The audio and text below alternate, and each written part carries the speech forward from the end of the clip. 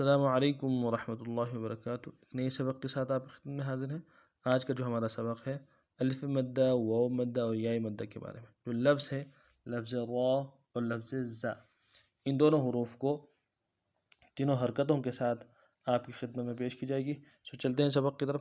اعوذ باللہ من الشیطان الرجیم، بسم اللہ الرحمن الرحیم۔ الف مدہ، را، الف زبر را، الف ساکن سے پہلے زبر ہو، فتحہ ہو، اس کو الف مدہ کہلاتا ہے۔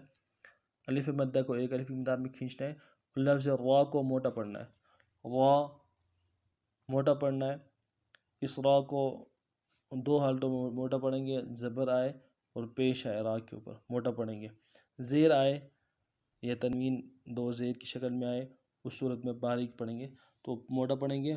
را الف زبر را، را الف زبر را، را واو پیش رو، واو مدہ واو ساکن سے پہلے پیش واو مدہ کہلاتا ہے۔ ساتھ ساتھ پچھلے سبق بھی دہراتے جائیں گے۔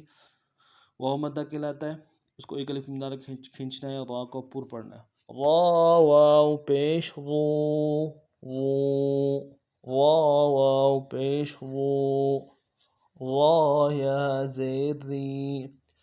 یا ساکن سے پہلے کسرہ ہو، یا مدہ کہلاتا ہے، ایک الف مقدار میں کھینچنا ہے اور را کو یہاں پہ باریک پڑھنا ہے، بالکل باریک پڑھیں کیونکہ اس سے نیچے کسرہ ہے۔ را یا زیر ری، ری۔ اگلا لفظ جو ہے لفظ زا ہے۔ زا الف زبر زا، زا سیٹی والا حرف ہے، صوتیہ کہلاتا ہے، حروف صوتیہ۔ سیٹی دونوں دانتوں کو ملائیں گے اور زور دیں گے، اس میں سے جو آواز ہوگی سیٹی والی نکلے گی۔ زا الف زبر زا، زا، زا واو پیش زو، واو مدہ کھینچیں گے اور زا کو مضبوطی سے ادا کریں گے، ایک الف مقدار میں کھینچنا ہے واو مدہ کو۔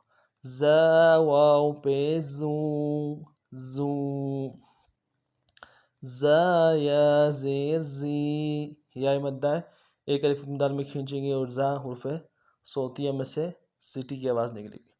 زا یا زیر زی، زی، زا، زو، زی۔ اب سب کو رواں پڑھیں گے۔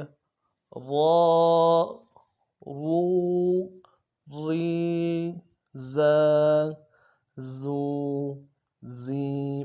دوبارہ سماعت فرمائیں۔ را الف زبر را، را واو پیش رو، را یا زیر ری، را، رو، ری۔ زا الف زبر زا، زا واو پیش زو، زا یا زیر زی، زا، زو، زی۔ را، رو، ری، زا، زو، زی۔ اس ترتیب سے حروف مدہ کو پڑھنا ہے۔ انشاءاللہ نیکسٹ سبق میں پھر آپ کی خدمت میں حاضر ہوتے ہیں۔ چلتے چلتے اگر نئے ہیں تو ہمارے چینل کو سبسکرائب کیجیے، لائک کیجیے اور شیئر کیجیے۔ السلام علیکم ورحمۃ اللہ وبرکاتہ۔